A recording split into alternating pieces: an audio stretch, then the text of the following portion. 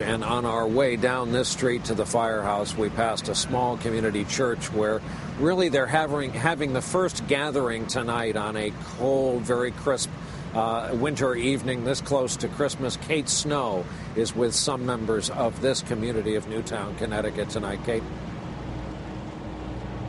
Brian, the church behind me is absolutely packed. People are crowding into that front door. It's one of several churches and a temple holding prayer vigils tonight for the victims and their families. It's about all they can do right now is pray together, comfort each other. This is a small place, Brian. It's a small town.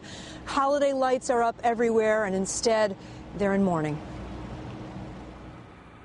This is what was supposed to be happening at the Sandy Hook Firehouse tonight, a Christmas tree sale. Instead, firefighters stressed to the limit, all volunteers from the village of Sandy Hook, so many of those who rushed to the scene this morning know the children in that school, know the families they're comforting now. This is most definitely the worst thing that we've had experience here in town. Sandy Hook is a quaint New England borough. The Putatuck River runs past the main intersection. There's never any crime here. Everybody's happy. It's a family-oriented community. In fact, the local paper says the area was once voted the safest place to live in America. This is a phenomenal town to bring your children up in. Very quiet, very family-oriented. It's a phenomenal place to live. And things like this shouldn't happen here.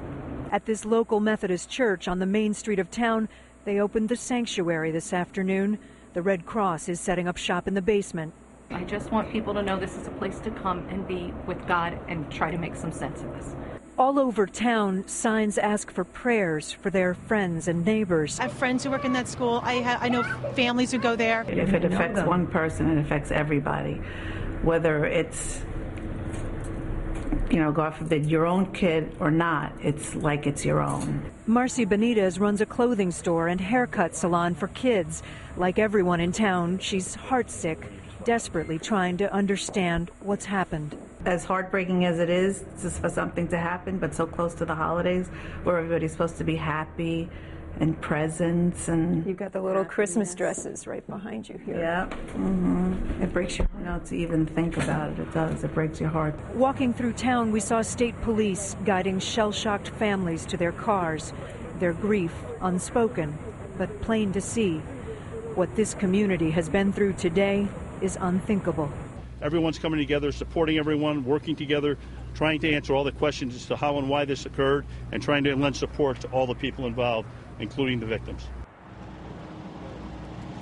People moved here because it's a safe place, a quiet place. Many people from here commute into towns nearby in Connecticut. One woman said to me today, Brian, this is certainly not how anyone ever wanted to get on the map.